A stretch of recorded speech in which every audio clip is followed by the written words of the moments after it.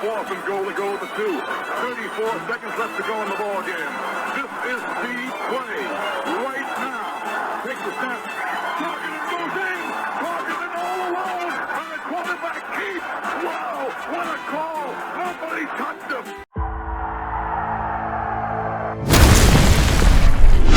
Here is Jeff, the host of the Gridiron.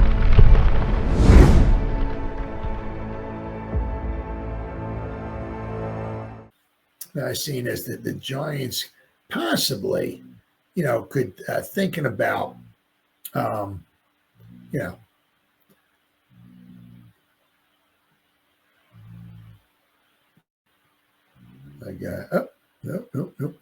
possibly thinking about Jackson Dart, up, nope.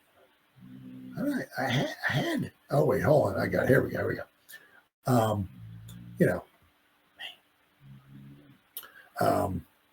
Possibly thinking about cutting a couple guys.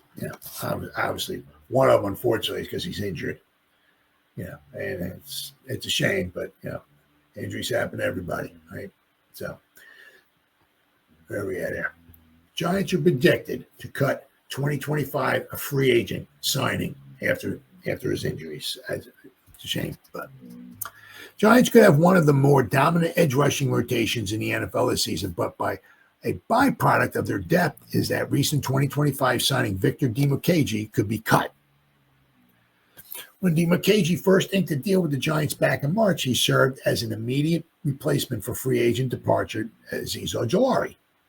But as the offseason went on, Big Blue ended up having Penn State phenom Abdul Carter fall into their laps in the draft. And it also appears that fellow free agent pickup Chauncey Golston will be utilized as an edge rusher too. Didn't help that Dimukeje suffered a torn pectoral in early May that sidelined him for all of spring activities. For these reasons, Big Blue beat reporter Ed Valentine predicted that Dimukeje would be the odd man out at the roster cutdown following training camp in the preseason. In my initial projection, I listed Golston as a defensive lineman. Valentine reasoned on June 19th. Continuing, he is wearing number 57 and working with the edge defenders. Though I do think that Golston will get moved around to a variety of spots during the season. Dimukeje, with his pectoral, did not practice all spring. Finally speaking, it would not make sense to cut Golston. You ain't cutting Golston. We just signed a 3-year, $18 million. You ain't cutting Golston. Absolutely not. So you're not going to cut Golston over Dimukeje. So that's not happening. And we know Carter, Burns, and Kayvon aren't going anywhere unless the latter is traded. No, it's not happening either. That means keeping Dimukeje would mean keeping a fifth edge rusher for his special teams value. While this is certainly possible for his special teams value, Dimukeje's early injury puts him way behind schedule in making the roster. Dimukeje's injury could save his roster chances. There is a world where Dimukeje injury actually saves him from getting cut by the Giants, but it would require him sitting out all training camp and the preseason. In this scenario, the Giants could then transfer Dimukeje to the PUP list and keep him with the organization at the roster cutdown following the new injury rules. But there were some rumblings that the free agent addition could return for training camp. While that's good news for Dimukeje overall, it could actually make it more difficult for him to stick with the team. Having said that, as an athlete, you always want the opportunity to play and prove yourself, and Dimukeje won't hold up his recovery timeline just to sneak onto the roster, onto an injury list. Once Dimukeje returns, his best chance of making the roster is a core special teamer. According to Pro Football Reference, the outside linebacker has logged 838 snaps on defense and 943 snaps on special teams throughout his tenure with the Cardinals. Dimukeje also graded out very well in the special teams department on Pro Football Focus, earning marks over 70 in each season from 2022 to 2024. And you grade out over 70 on special teams. That's very good. Very good. During his best graded campaign on special teams, Dimukeje was credited with 3 solo special teams tackles and 1 tackle assist. He has been credited with 11 solo special team tackles and 5 assists compared to 4 missed special team tackles over his 4-year career. it's not just Dimukeje that the Giants brought in on special teams. Their backup linebackers are well-versed in the special teams department, too, making this an underratedly competitive roster battle this summer. Oh, yeah. Valentine chose to cut inside linebackers and potential special Flanagan fouls. We're going to talk about Ty Summers, Deontay Johnson, and most recently the 53-man roster projection. So, but yeah, Ty Summers is another guy who can get cut too. All right, so then there's Giants can cut 2 former draft picks this summer. Now, one of them they're talking about is Joshua Zudo. Now the thing is, it's kind of hard because it's like something they put him at tackle, then they got him at guard, and it just doesn't seem like he always works out really well at guard. At tackle. So, and we got a lot of guys that are going to be battling for that right guard position. Zudo will be one of them. We'll have to wait and see. But, I mean, you're only going to keep so many. I mean, they brought in a plethora of guys. And now that Marcus Bowe is on the roster as well, too. I mean, unless somebody winds up getting injured, it's always a possibility in training camp. Right? I mean, you got maybe Neal might make. I mean, you're only going to have like 8 guys, maybe 9 at the most on the active roster on the 53. Then they'll put a couple on the practice squad. But you got 8, maybe 9. So I mean, you got Thomas, right? Bowe ain't going nowhere, right? John Michael Schmitz, you got Runyon, right? You got Luminor. Maybe I have a hard time seeing him cut Neal. You know what I mean? So it's like we got so many other guys, ton of other guys. GVR. I mean, be shocked if he doesn't make the roster. He may not, but I mean, so we got him. That would be like 7 guys. I mean, so is there going to be room for Zudu?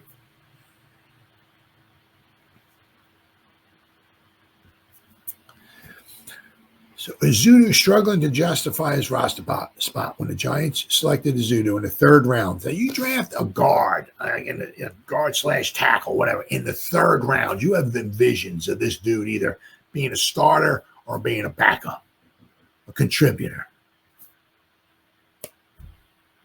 They envision a versatile offensive lineman. At just 25, he still has time. It's only 25, too. But his play suggests otherwise. Over 738 career snaps, Zudo has allowed 42 pressures and 10 sacks. Wow. Those are ugly numbers for a player once expected to stabilize the trenches and develop into at least a reliable swing tackle. Now, it can also be, the Giants have not had the greatest offensive line coaches, right? I mean, if you got a real good offensive line coach, guess what? The Zudo may not be a bad player. Right, but we got we got the offensive line coaches coming in. Finally, we got a guy for 2 years in a row, which would be helpful. Okay, but ever since Judge took over, remember Mark Colombo? Remember he had a fight with Judge and all that stuff. And then we had the Googe in here. We had was it Sale or what? I mean, we've had guys coming and going. Right, haven't had the same guy in there for multiple. I mean, somebody good for multiple years in a row, right? So let's see, maybe I don't know. Zudu can step up this year. We'll have to wait and see. Last season alone, he surrendered 15 pressures and 2 sacks on just 182 snaps. That's some bad numbers, with 3 costly penalties. Most of that damage came at left tackle, where his technique simply fell apart under speed rushers. I mean, he has a hard time at the tackle. No sign of Zudu locking down a future role. Giants hope the Zudu could be that Swiss Army knife stepping in across the line when injuries hit. Instead, he's shown neither the strength to consistently hold that up inside nor the footwork to survive on the edge. If there isn't a massive leap in training camp, there's a very real chance Zudo finds himself cut before September. But I'll tell you what, I can almost assure you, if he gets cut, he's going to go on another team, and just the way like some of these other guys do, like Matt Pert, right? He's now with the Broncos, not doing too bad, right? So I can always see somebody picking him up, right, and making something of him where the Giants couldn't. Then they talk about Trey Hawkins possibly getting cut, fighting long odds to stick around. Trey Hawkins always faced steep odds. 6th-round picks aren't often long shots, and the Giants grabbed the corner from Old Dominion in 2023. Now he's 24. Hawkins has logged 428 defensive snaps, giving up 390 yards and 3 touchdowns in coverage. He's shown glimpses with an interception and 3 pass breakups, but not enough to stand out in the crowded secondary. More concerning, Hawkins hasn't carved out a meaningful role on special teams, which is not good. It's not good. You got. I mean, if you're going to be a backup, you better, especially. I mean, unless you're, whatever. I don't know. Unless you're like a 6'8", 900-pound defensive tackle or something like that, you're not really going to carve yourself out of a special teams role. But I mean, if you're a cornerback, man, you better love you some special teams. You know what I mean? If they're going to put you on, if you're not a starter, you better be really good at special teams. Well, he really hasn't carved himself out of role. That's not good. If you're not a lockdown corner and can't contribute on coverage units, your days tend to be numbered in the NFL. Giants can't afford to be sentimental with roster construction, especially with so many young players needing snaps. Brian Dable and Joe Shane have been ruthless when it comes to trimming that fat, and Azuda and Hawkins could be next. For all the excitement each pick once brought on draft day, their tape paints a bleaker picture, making it hard to justify keeping them. It's like hoping a plant you forgot to water suddenly flourishes. The foundation often matters more than late efforts to save it. Hey, what's up, buddy? As training camp looms, both Joshua Azuda and Trey Hawkins III are teetering on the edge of the Giants' plans. Unless they flash dramatic improvement, expect Shane and Dable to look elsewhere for depth, especially with this roster needing reliable backups. So I'll have to wait and see. Hey, that's why you got training camp, right? Anything can happen. But especially for Hawkins, I mean, if he was just such a dynamo, right, on special teams, this guy, he's all right. He's okay. It's a couple. But I'll tell you what, this guy is on, as a gunner or something like, man, if he's lights out on special teams, we got to keep this guy. We got to find a way to keep this guy on the roster. But that hasn't happened. And that's not, that's not good. It's a shame, but because I tell you what, there was a time, I think it was the first year we got him, right? And I got him out of Old Dominion, and there was some times in training camp, he was looking phenomenal. He was like all the rave, and there was a couple videos. He was like on guys like white on rice. It was amazing how he was covering guys, our own guys, in training camp. And then the regular season rolled around, and things were a little bit different. So it is what it is. I mean, I hate losing guys, draft picks, and all that stuff and everything, but it's the NFL. It is what it is. But once again, nobody's cut yet, right? So we'll have to wait and see.